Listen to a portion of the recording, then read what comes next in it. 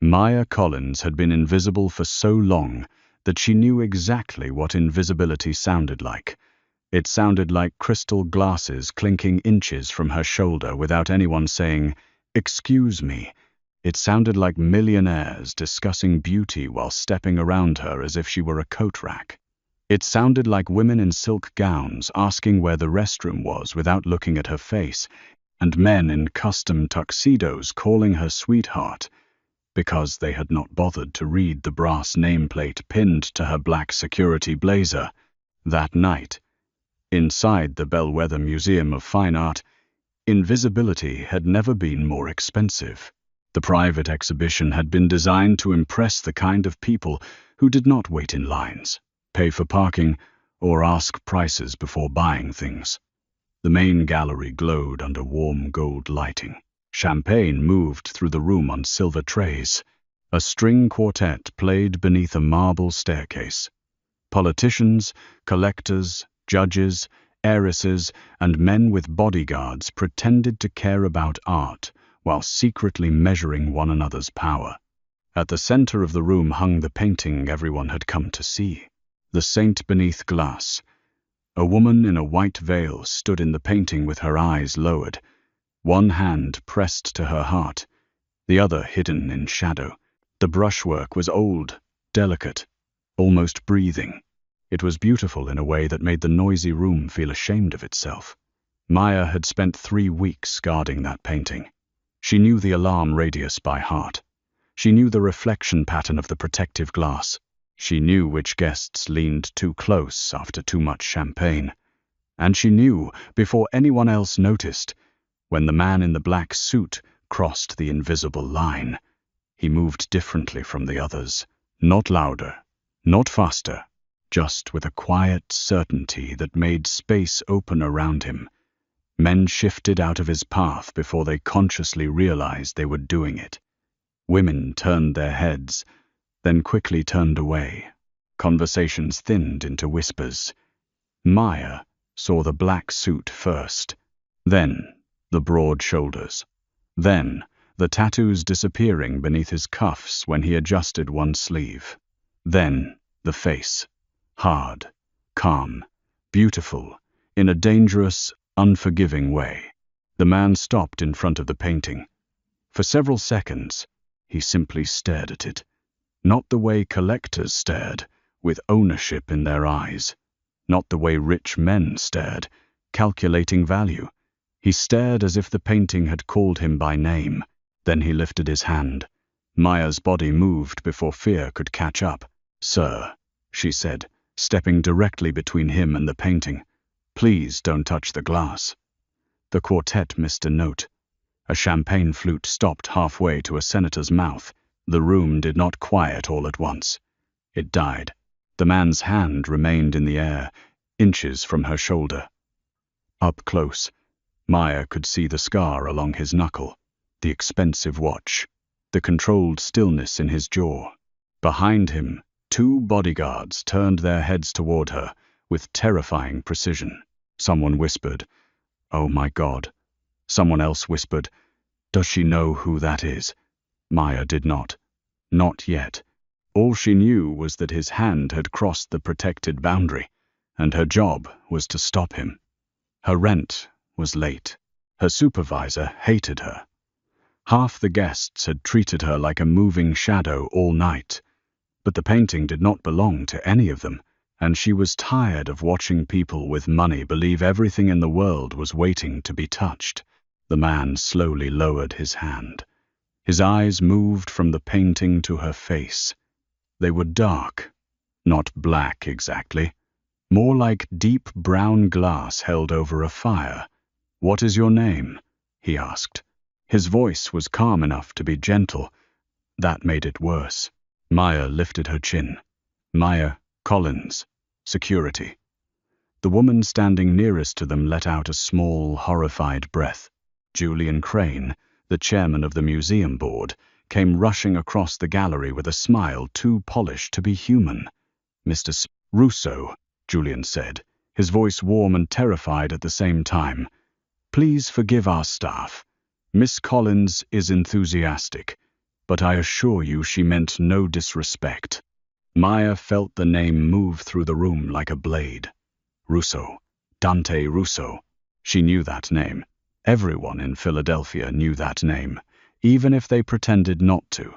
Russo Shipping, Russo Hotels, Russo Charity Foundations, Russo Restaurants along the river, Russo men in black SUVs idling outside federal courthouses. And, beneath all the legitimate businesses, if whispers were true, something older and darker. The Russo family. The kind of power people did not write down. Maya's mouth went dry. Julian stepped closer, lowering his voice. "Miss Collins, apologize to Miss Russo." Maya looked at Dante. He was still watching her. Not angry, not amused, curious, dangerously curious. "I was doing my job," Maya said, though her voice was quieter now. A faint smile touched Dante Russo's mouth, but it did not soften his face. "No," he said. "You were doing more than that." Julian blinked. "Mr. Russo." Dante's eyes never left Maya. "You are the only person in this room brave enough to protect something that does not belong to you." No one moved. Maya felt heat climb her throat. She did not know if she had been praised, threatened, or marked. Dante slipped one hand into the pocket of his coat and drew out a small black card. He held it between two fingers, offering it to her. Maya did not take it. Something flashed in his eyes. Not offense, interest.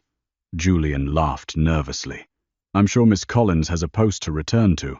She can decide that herself," Dante said. The room froze again, but differently this time. Maya looked at the card, then at the painting, then at the rich people watching her like she was an animal that had wandered into a dining room. She took the card. Dante stepped back. His gaze moved once more to the painting, specifically to the lower corner where the saint's white veil disappeared into shadow. For a moment, the mask on his face almost cracked. Pain moved through his eyes so quickly Maya wondered if she imagined it. Then he turned and walked away. His bodyguards followed. The music resumed too late. The conversations returned too loudly. And Julian Crane gripped Maya's elbow hard enough to bruise. "In my office," he whispered. "Now." Maya did not get fired that night. That would have been too clean. Instead, Julian made her stand in his glass-walled office while he explained, with controlled cruelty, that people like her did not embarrass donors. People like her did not correct men who could fund entire wings. People like her did not confuse a polyester blazer with authority. "You are lucky," he said, leaning back behind his polished desk, "that Mr. Russo found your little performance charming." Maya stared at the floor. Her body was still shaking, but anger kept her upright. "I stopped him from touching a protected artwork," Julian smiled. "You stopped a man from making a donation larger than your lifetime income. That painting matters." "To whom?" he asked softly. "You?" That landed deeper than she wanted it to. Because yes, to her. Maya had loved museums since she was a child, back when her mother cleaned office buildings at night and sometimes brought her along because babysitters cost too much. On rare afternoons, they would stand outside museums they could not afford to enter, staring through glass doors at banners of exhibitions they would never see. When Maya grew up and got a job at Bellwether, even as security, it felt like being allowed inside a dream through the back entrance. She learned the galleries, the artists, the restoration schedules, the quiet places where grieving widows sat, the corners where schoolchildren gasped at color for the first time. Art mattered because it made strangers feel less alone, but Julian Crane would never understand that, so Maya said nothing. Julian dismissed her after midnight with a final warning. "One more mistake, Miss Collins, and you will never work in another museum in this city." Outside, rain had begun falling over Philadelphia. Maya pulled her coat tight, and walked 3 blocks to the bus stop under orange streetlights. Her feet hurt, her elbow ached where Julian had grabbed her. The black card Dante Russo had given her felt heavy in her pocket, though it weighed almost nothing. At the bus stop, she took it out. There was no title, no company, just a phone number, embossed in silver, and one word: Dante. Maya should have thrown it into the gutter. Instead, she slid it back into her pocket and told herself it was only because littering was wrong. The next morning, she arrived at the museum 20 minutes early and found news vans parked outside. At first, she thought someone had stolen the painting. Then she saw the headline on a reporter's tablet: Russo Holdings acquires Bellwether Museum in private board agreement. Maya stopped breathing. Inside, the museum was chaos. Staff members whispered in clusters. Administrators hurried through hallways. Donor portraits were being removed from the east corridor. A legal team occupied the conference room. Julian Crane stood near the marble staircase, pale with fury while speaking into his phone. Then Dante Russo walked through the front doors. No tuxedo this time. Black coat, black suit. No visible emotion. The museum changed around him. Security guards straightened. Executives stiffened. People who had dismissed Maya for years suddenly found urgent reasons not to stand between her and the entrance. Dante's eyes found hers across the lobby. He walked toward her. Maya wished, absurdly, that she had worn lipstick, then hated herself for wishing it. "Miss Collins," he said. "Mr. Russo." His gaze dropped briefly to her nameplate. Maya. The way he said it made her name feel less ordinary than usual. She folded her arms. "Did you buy the museum because I stopped you?" "Yes."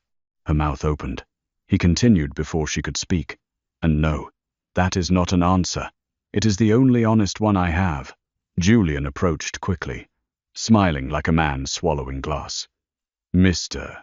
Russo, perhaps we should begin in the boardroom. There are delicate matters too. You touched her last night," Dante said. Julian stopped. The lobby went silent. Maya's pulse jumped. Julian's smile thinned. "Excuse me."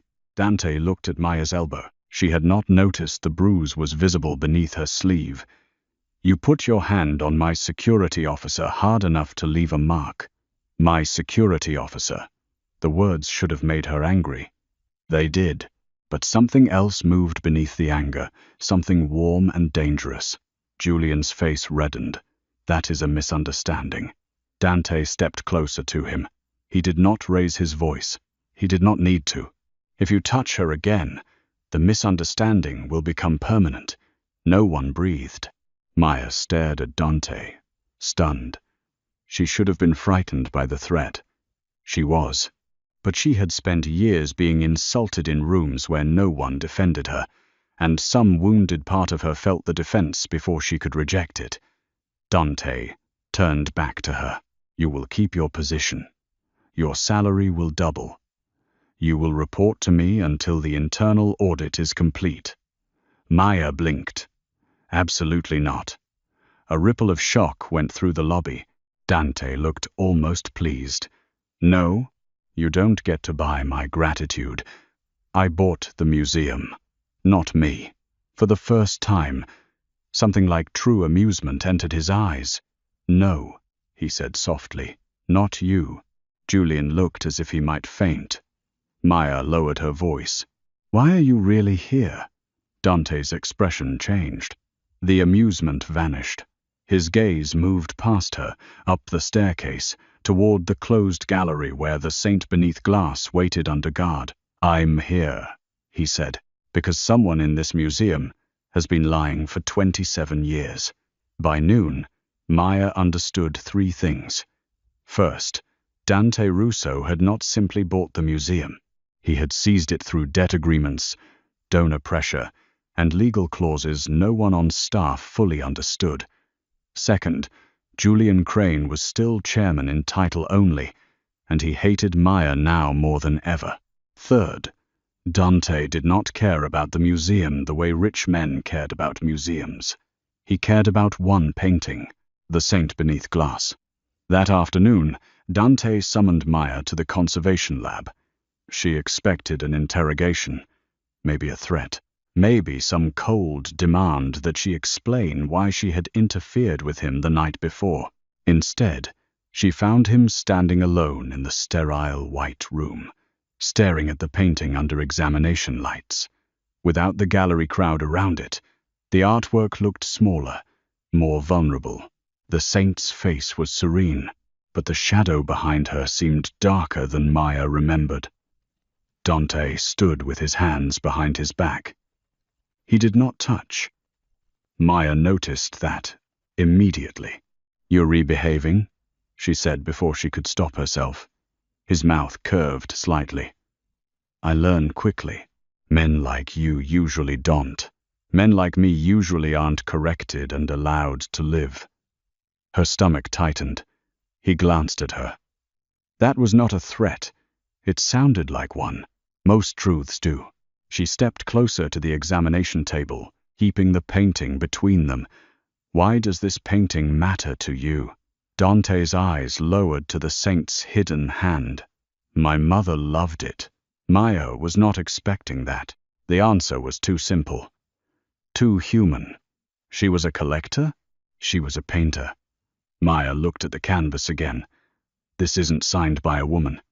"No," Dante said. "That is one of the lies." The lab door opened before Maya could ask more. A woman entered wearing a cream suit, diamond earrings, and the kind of beauty that made people assume cruelty was elegance. "Dante," she said. His body went still, not tense exactly. Closed. "Mara." Maya looked between them. Mara Verone smiled at Maya, as if she were something found beneath a shoe. "So this is the guard." Dante's voice cooled. "This is Maya Collins. How sweet. Does she come with the building?" Maya felt the insult, but she refused to flinch. Dante moved one step closer to Mara. The air sharpened. "You will speak about her with respect." Mara laughed softly. "Already? That is unlike you." Something passed between them. History. Threat. An old arrangement, maybe. Mara looked at Maya again, and this time the smile did not reach her eyes. "Be careful, Miss Collins. Dante has a habit of becoming fascinated by things right before they are destroyed." Then she turned and left. The door closed behind her with a whisper. Maya exhaled. "Who was that?" Dante did not answer immediately. "A mistake my family almost made permanent." "Your ex?" "Worse." He looked back at the painting. "A woman who believes marriage is just another kind of war. Maya should have let it go. She didn't. Were you going to marry her?" "Yes." The answer hit her strangely. She had known Dante Russo for less than 24 hours. She had no right to feel anything, but something inside her tightened anyway. "Why didn't you?" His eyes came back to hers. "Because last night, for the first time in years, someone stood between me and something I wanted." The room became too quiet. Maya looked away first. That evening, the first threat arrived. It was not dramatic. No gunshot, no masked man, just an envelope slipped under the security office door. Inside was a photo of Maya leaving her apartment that morning, taken from across the street. Written on the back in black ink were 6 words. "Walk away from Russo's dead woman." Maya stared at the photo until the edges blurred. She did not call Dante. She told herself she could handle it. She had handled everything else. Her mother's hospital bills before she died. Her father leaving. The landlord raising rent. Men laughing when she walked past. Women assuming she was hired help even when she was off duty. Supervisors who used her intelligence but denied her promotions. She could handle a threat. But when she left the museum after closing, Dante was waiting beside a black SUV in the rain. Of course he knew. Maya stopped under the portico. "Were you having me followed?" "Yes." Her anger rose fast. "You don't get to say that like it's normal." "It is normal in my world. I don't live in your world. You do now. No, she snapped. I work in a museum you apparently decided to conquer because of a painting and a ghost. That does not make me yours. Dante's face hardened at the word. For a second, she thought she had gone too far. Then he stepped closer, stopping just before the rain touched the polished stone between them. You are not mine, he said quietly. If you were, no one would have gotten close enough to photograph you. The possessiveness in his voice should have scared her away. Instead, it scared her because part of her wanted to step closer. I don't need protection, she said. Yes, Dante replied. You do. I need answers. His gaze darkened. Get in the car. No. A beat of silence. Behind him, one of his bodyguards shifted. Dante did not look away from her. Please, he said. The word was so controlled, so unfamiliar in his mouth, that Maya felt her anger stumble. I will take you somewhere safe, he continued, and I will tell you what the painting has to do with my mother. Rain struck the pavement behind him. Maya looked at the SUV, then at the empty street beyond it, then at the photo trembling in her hand. Finally, she walked past him and got into the car. Dante did not smile, but when he closed the door behind her, he stood in the rain for one extra second, as if he needed to breathe before sitting beside her. The safe house was not a house.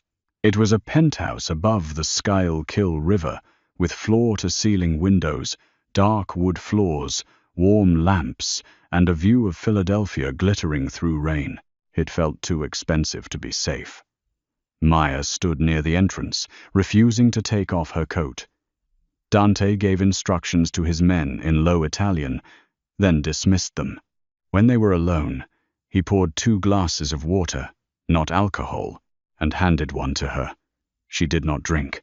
He noticed, You think I drug women in my own home? I don't know what you do. His jaw tightened. Fair. He set his glass down. My mother's name was Lucia Belandi, he said. She was a painter. Brilliant. Poor.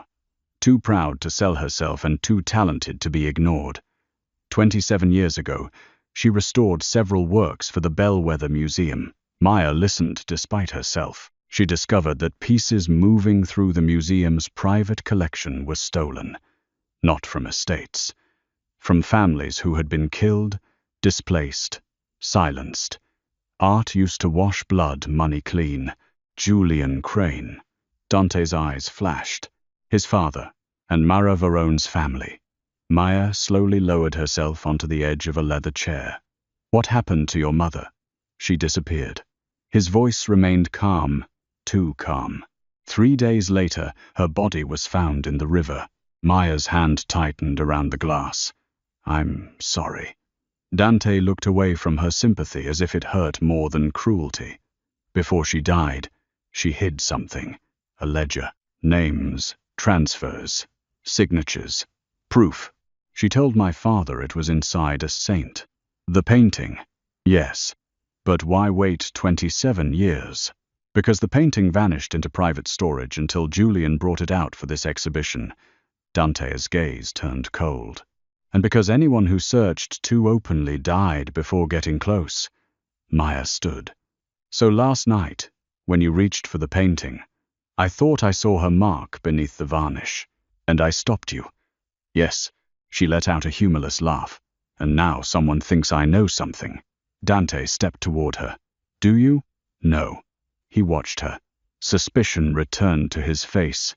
Subtle but unmistakable. It hurt more than she expected. You think I'm part of this? I think everyone is part of something. Then why protect me? His eyes moved over her face slowly.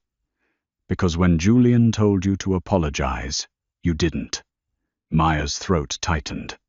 That's not enough. No, he said. It isn't. The lights flickered once. Both of them looked up. Dante moved before Maya understood why. He crossed the room, caught her wrist, and pulled her behind him, just as the windows went black. with the reflection of approaching headlights. Below the penthouse, engines roared. His phone vibrated. He answered, listened. His expression changed. Then the first shot cracked against the glass. Maya screamed as the window fractured in a bright spiderweb above the river. Dante dragged her down behind the marble kitchen island. His body covered hers without hesitation. One arm braced over her head. More shots struck the reinforced glass. Not breaking through. Not yet.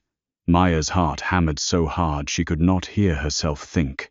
Dante spoke into the phone, voice deadly calm. North entrance. 2 cars. Take one alive. Maya stared at him. He looked almost bored, except his hand at her back was shaking. Barely, but enough for her to feel it. You said this was safe, she whispered. It was. His eyes met hers in the dim light. Until you became more valuable than the painting. The attack ended in less than 3 minutes. To Maya, it felt like a lifetime. By the time the lights came back on, Dante's men had secured the building. The shooters were gone, except for one wounded man dragged into the underground garage. Dante did not let Maya see him. She did not ask what happened next. She already knew enough to be afraid.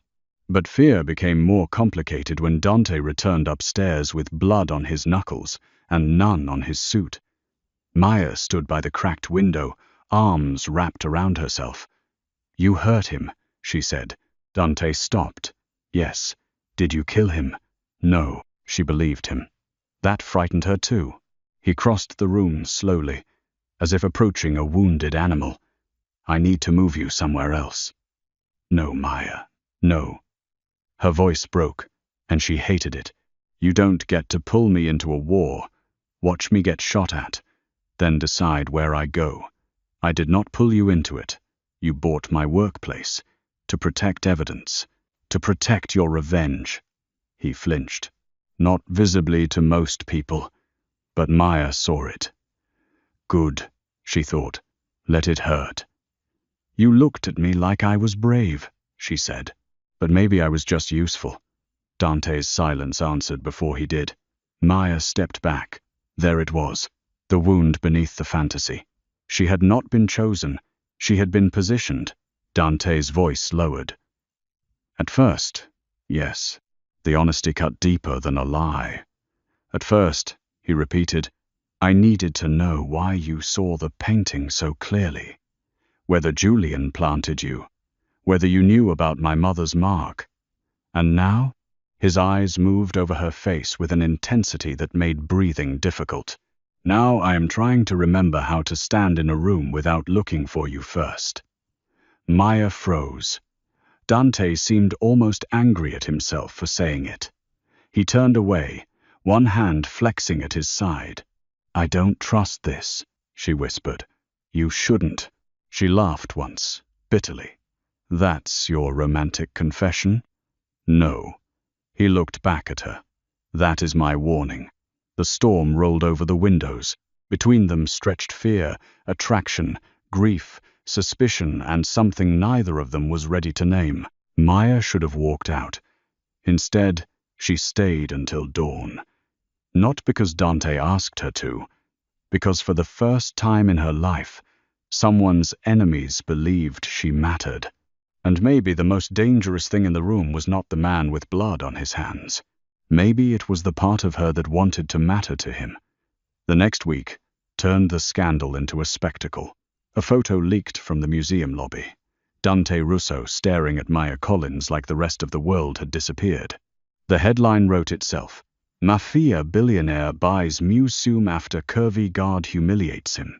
By noon, Maya's face was everywhere. Talk. Shows laughed. Comment sections were cruel. Anonymous donors called the museum demanding that she be removed. Someone edited her body into memes. A gossip blogger called her Russo's charity obsession. Maya sat in the employee locker room with her phone turned face down, listening to 2 co-workers whisper outside the door. She must have done something. Men like him don't look at women like her for no reason. Maya closed her eyes. That was the part that always hurt. Not the insult itself. The assumption that desire had rules she did not qualify for. When she opened the locker room door, Dante was standing in the hallway. The two co-workers went silent. Maya's stomach sank. You cannot keep appearing everywhere. I'm humiliated. I can. That wasn't permission. His eyes softened almost imperceptibly. No, it wasn't. He held out her coat. Come with me. Where? To end the story they are telling about you. She should have refused. Instead, she followed him through a side entrance into a waiting SUV, past cameras and shouting reporters. Dante brought her to an underground art vault beneath an old hotel near Rittenhouse Square. The entrance was hidden behind a private wine cellar. Armed men guarded steel doors. The air smelled cold, dry, expensive. Inside the vault were paintings, dozens of them, some covered in cloth, some glowing, under low light. Maya forgot to be angry. These are stolen, she whispered. Recovered, Dante said. From whom? Men. Worse than me. That's not comforting. It wasn't meant to be. He led her to a smaller room at the back. On one wall hung a painting of a young woman holding a baby beside a window. The brushwork was tender, unfinished around the edges. Maya stepped closer. The woman in the painting had Dante's eyes. My mother painted that, he said. Maya's voice softened. Is the baby you? Dante nodded once. The silence changed. Maya looked at the painting, then at the man beside her. In the museum, he was a threat. In the penthouse, he was control. Here, beneath the city, surrounded by stolen beauty and old ghosts, he looked like a boy who had built an empire around an absence. You loved her, Maya said. His jaw tightened. I barely remember her. That's not what I said. He stared at the painting. For once he had no answer. Maya moved closer to the canvas. In the lower corner, near the painted window, was a tiny mark hidden in the brushstroke. A bell, not a signature, a symbol. Lucia Belandi, Maya whispered. Belandi, like Mara. Dante looked at her. My mother was born into the Belandi family, he said. A minor branch. Poor enough to be useful, blood enough to be trapped. When she married my father, she became Russo property in their eyes. When she exposed the stolen art network, she became a liability. And Mara, her cousin's daughter. Maya's stomach turned. The woman you almost married comes from the family that helped cover up your mother's death. Yes. Why would you agree to that? His eyes went cold again. Because revenge sometimes requires sitting at the same table as the people who fed your mother to the river. Maya stepped back. There he was, the monster people whispered about. Not loud, not cruel for pleasure, but patient, capable of waiting years to destroy someone completely. You were going to marry Mara to get access to her family's records, Maya said. Yes. And now? Dante looked at her. Now she thinks you are the reason I want. Maya let that settle. Jealousy had painted a target on her back. Not love, not yet. Just the appearance of it. You need to tell the press. I mean nothing to you, she said. No, Dante. His name left her mouth before she could stop it. Something in his face changed at the sound. No, he repeated. Softer now. Why? Because it would be a lie. Maya's pulse thudded. He stepped closer, stopping just beyond touching distance. Always stopping. Always as if restraint was a physical chain he forced himself to wear. I don't know what you mean to me, he said, but it is not nothing. Maya swallowed. And what am I supposed to do with that? Run, if you are wise. She looked at the paintings around them. The hidden vault. The armed men beyond the door. The man who could buy museums and still looked lost in front of his mother's face. I have never been wise around beautiful things, she said quietly. Dante's eyes dropped to her mouth. The moment stretched, near enough for warmth, far enough for denial. Then his phone rang. He answered without looking away from her. His expression changed. Maya knew before he spoke that the world had broken again. "They opened the painting," Dante said. Maya went cold. "Who?" "Julian." By the time they reached the museum, the conservation lab was a crime scene without police. Not because there was no crime, because Dante did not trust the police. The painting lay on the examination table, frame removed, backing disturbed. The canvas itself remained unharmed, but the rear lining had been cut. The ledger was gone. Maya stood in the doorway, sick with anger. Julian Crane appeared behind a cluster of lawyers and museum executives, his face arranged into offended dignity. "This is what happens when criminals take over cultural institutions," he announced loudly. "A priceless work has been endangered under Mr. Russo's ownership." Dante said nothing. That silence terrified the room more than yelling would have. Maya moved toward the table and examined the cut backing. Clean blade, careful angle, someone who knew conservation procedure. Then she saw something that made her pause. A trace of white cotton thread stuck near the stretcher bar.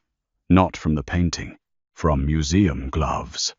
She turned slowly toward Julian. "You didn't take it during the break-in," she said. His eyes flicked to her. Small, fast, enough. "You took it before Dante ever bought the museum." The room went silent. Julian smiled. "Miss Collins, I understand recent attention has been overwhelming, but perhaps leave serious matters too. The backing was already weakened before we moved it into the lab," Maya said. "That's why you panicked when Dante got close at the exhibition. You weren't afraid he'd touch the glass. You were afraid he'd see the corner wasn't sealed properly." Dante looked at her. So did everyone else. Maya stepped closer to the painting. "And you didn't find what you wanted, did you?" Julian's smile faded. Dante's voice was quiet. "Maya." She looked at the saint's hidden hand, at the shadow, at the place Dante had reached for that first night. "The ledger was never in the backing," she said. "Your mother was smarter than that." Her heart pounded. She had looked at the painting for weeks, but always as a guard watching distance, glass, motion. Now she looked as someone listening. The saint's visible hand pressed to her heart. The hidden hand disappeared into shadow. Not empty shadow. A painted fold. Maya leaned closer. "The hand," she whispered. Dante stepped beside her. Maya pointed without touching. "There's a raised line under the pigment. Not a brush stroke. Something beneath the paint." Julian's face drained. Dante saw it. And in that instant, everyone understood. The real secret was still inside the saint. Mara Verone arrived 15 minutes later. She entered with cameras. Reporters flooded the lobby behind her, invited by someone who wanted a public spectacle. Mara stood beneath the marble staircase in a blood-red coat and looked directly at Maya. "You poor thing," she said, voice sweet enough for microphones. "Do you really think Dante Russo protects women? He collects them, like paintings, like debts, like wounds."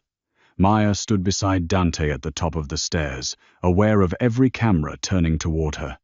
Dante's hand hovered near her lower back, not touching. Waiting. That almost broke her. Mara smiled wider. "Ask him why he kept you close. Ask him how many people he has used as bait. Ask him whether his mother was worth more to him alive or as an excuse for war." Dante's face became stone, but Maya felt the violence move through him. Not action yet. Potential. The whole lobby held its breath. Maya could have stepped away from him. Maybe she should have. Instead, she moved down one stair. The cameras followed. "I don't know what Dante Russo is," she said, her voice shaking but clear. "But I know what you are." Mara's eyes narrowed. Maya looked at the reporters. "You came here to humiliate a security guard because you're afraid of a painting." Silence. Then flashes exploded. Mara's smile vanished. Dante looked at Maya as if she had just stepped in front of a bullet. Maybe she had. That night, he came to her apartment, not inside. He waited across the street in the rain. Maya watched from her second-floor window for 20 minutes before going down. He stood beside the black SUV, coat darkened by rain, hair damp, face lifted toward her window like a man waiting outside a church he had no right to enter. "You're going to get pneumonia," she said when she reached the sidewalk. "I've survived worse. I'm sure that sounded charming in your head." A faint curve touched his mouth, then disappeared. "I should not have let Mara speak to you. You don't let women like Mara do anything. She does what she wants. She will not hurt you again, Dante." He looked at her. "I am not asking you to punish every person who hurts my feelings. She threatened your life. She also told the truth." Rain moved between them. His face closed.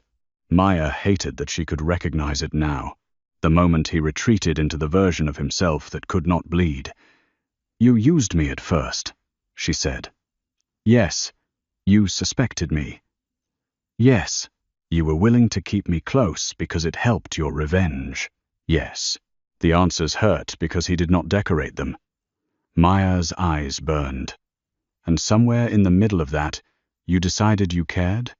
"No." She flinched. Dante stepped forward, pain flashing across his face. "I did not decide," he said. "That is the problem." Maya looked up at him. Rain clung to his lashes. He looked less like an untouchable king and more like a man at the edge of something he could not control. "I have made decisions my entire life," he said. "Who lives, who pays, who disappears, who sits at my table, and who never rises from it. But this?" His voice lowered. "Looking for you in every room, wanting to stand between you and the world, hating every man who makes you feel small, remembering the sound of your voice telling me no. I did not choose that, Maya." Her breath trembled. He raised his hand slowly, stopped before touching her cheek. His restraint was more intimate than contact. "If I touch you," he said, "I need you to know it will not be because I forgot myself." Maya whispered. "Then why?" "Because you asked." The city seemed to quiet. Maya should have walked away. Instead, she stepped closer until her cheek met his waiting hand. Dante closed his eyes, just for a second, as if that small permission had undone him more than violence ever could. The kiss did not happen. A black sedan turned the corner too fast. Dante's eyes opened. His hand dropped. Inside, he ordered. This time, Maya did not argue. The first bullet struck the SUV behind him. Dante shoved Maya behind a parked car as glass shattered across the wet street. His men returned fire from the curb. Neighbors screamed. A streetlight sparked overhead. Maya pressed her hands over her ears, shaking. Dante crouched in front of her, gun in hand, body between her and the street. The man who had almost touched her like a vow now looked ready to burn the city down. When the shooting stopped, one of Dante's men dragged a phone from the fallen attacker's coat. Dante looked at the screen. His expression turned lethal. Maya knew the answer before he said it. "Julian Crane sent them," Dante said. The next morning, Maya disappeared. Not because Dante told her to, because she finally understood the game. Julian and Mara expected her to hide behind Dante. They expected her to be the weak spot, the woman used as bait.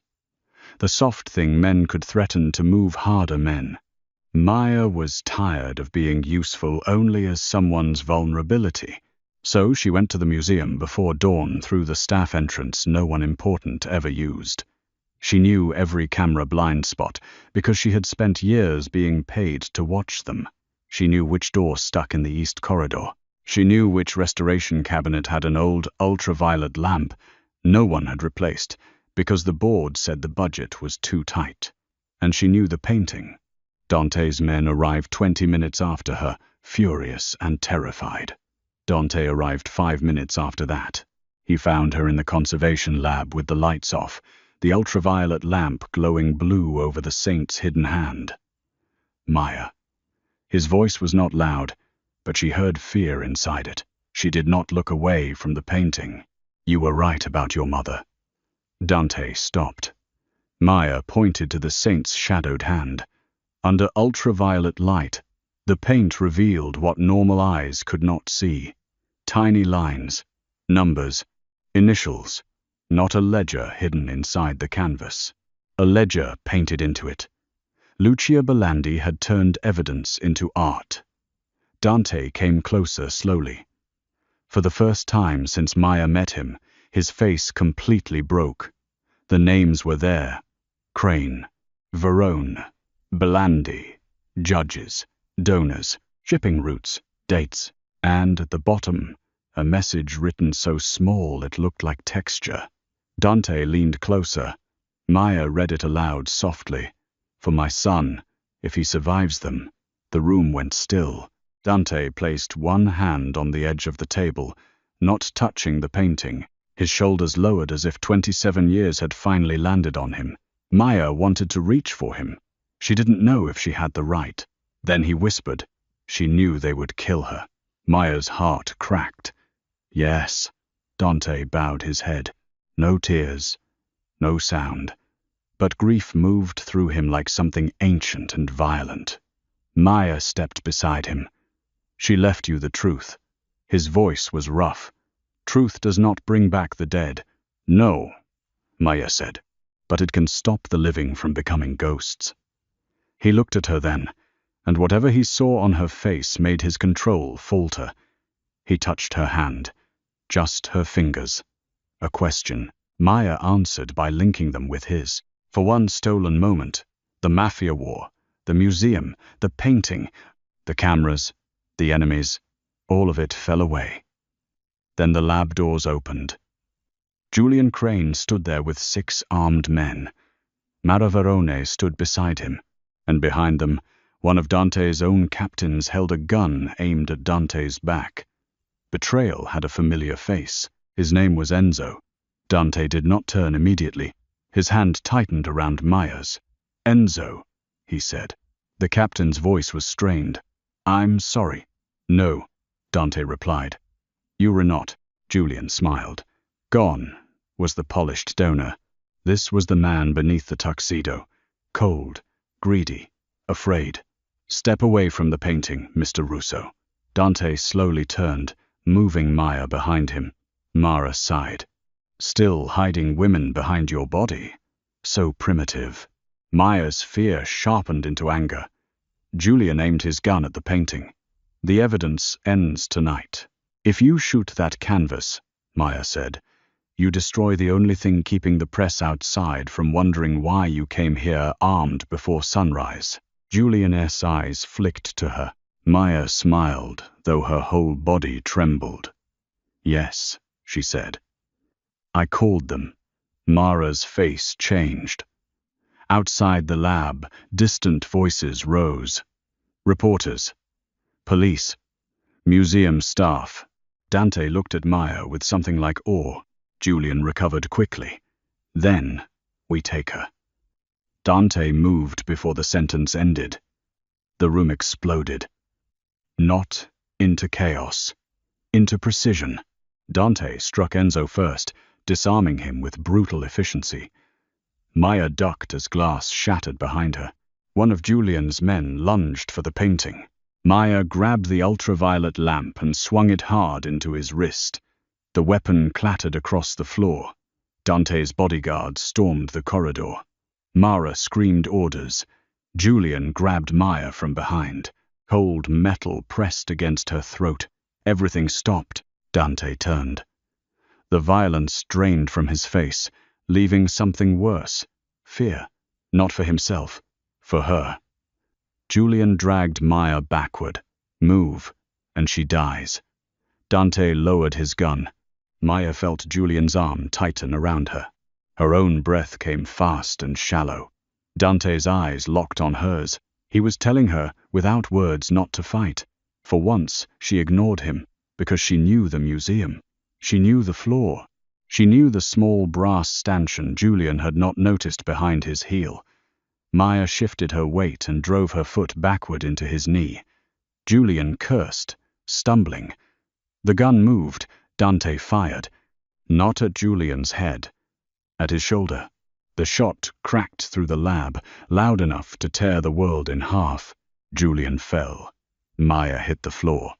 Dante was there before she could inhale, pulling her into his arms, his body curved around hers as if he could shield her from what had already happened. "Look at me," he said. "I'm okay. Look at me." She did. His hands held her face with terrifying gentleness. For once, he did not ask permission before touching her. For once, she did not want him to. "I'm okay," she repeated. His forehead lowered to hers. Around them, men shouted. Mara was restrained in the corridor. Enzo was bleeding from the mouth, handcuffed by Dante's own guards. Julian groaned on the floor, alive and ruined. The painting remained untouched under blue light. Lucia Belandi's truth glowed in the dark, and Dante Russo, feared by everyone in Philadelphia, held Maya Collins like losing her would have ended whatever remained of his soul. The scandal did not fade. It detonated. By the end of the week, the Bellwether Museum was on every national news channel. Julian Crane was arrested on charges that reached far beyond art fraud. Mara Varoni vanished for 3 days before being found on a private airfield, attempting to flee the country. Judges resigned. Donors denied everything. The Belandi and Varone families began devouring themselves in public statements and private threats. Dante Russo did not give interviews. Maya did. She sat beneath soft studio lights in a navy dress she had bought on sale, her hands folded in her lap, her heart pounding as a famous journalist asked what it felt like to be the woman Dante Russo bought a museum for. Maya looked straight into the camera. "He didn't buy it for me," she said. "He bought it because powerful people thought beauty belonged only to them. They were wrong." The clip went viral. This time the comments were different. Some still cruel, many not. Women wrote that they cried. Museum guards wrote that they had never felt seen. Curvy women wrote that Maya had stood in a room full of people who underestimated her and refused to shrink. Dante watched the interview from the back of the studio, unseen by cameras. Afterward, he waited in the hallway. Maya walked toward him slowly. "You didn't interrupt," she said. "You didn't need me to." That answer stayed with her longer than any compliment could have. For weeks, they lived in the strange aftermath of danger. Dante dismantled alliances with the patience of a man trained by grief. Maya worked with federal investigators, museum staff, and restoration experts to preserve Lucia's painting. The museum board was dissolved. A foundation was created. Former staff members who had been ignored, underpaid, and silenced were invited to testify. Maya was offered a new position, Director of Protective Collections. She laughed when she read the title because it sounded too important for a woman who still worried about bus fare out of habit. Then she accepted. Dante did not ask her to move in. He did not demand. He did not assume the danger had earned him her heart. That was the part that undid her. He gave her space. He sent security, but only after asking. He appeared at museum events, but never stood close enough for cameras to turn her work into his possession. He called every night at 10, 17, not 10, 15, not 10, 30, 10, 17, because that was the time she had once admitted she usually got home from the late shift. Sometimes they spoke for an hour, sometimes for 3 minutes. Sometimes he only said, "Are you safe?" And she said, "Yes." And he said, "Good." Then neither of them hung up right away. Winter softened into spring. The Bellwether Museum reopened under a new name, the Lucia Belandi Center for Art and Justice. On opening night, there was no red carpet, No champagne tower. No billionaire chairman smiling beneath stolen chandeliers. Instead, there were students, guards, restorers, nurses, teachers, mothers with children, old men in worn coats, women who had never felt welcome in museums before, and at the center of the main gallery hung the saint beneath glass, restored, protected, and finally credited correctly. Lucia Belandi. Maya stood in front of the painting after the crowd thinned, wearing a deep green dress that made her feel nervous and beautiful at the same time. She heard Dante before she saw him. Not footsteps. Silence changing shape. He stopped beside her, hands behind his back, still not touching the glass. Maya smiled. You really did learn. I had a strict teacher. She sounds impressive. She terrifies me. Maya looked at him.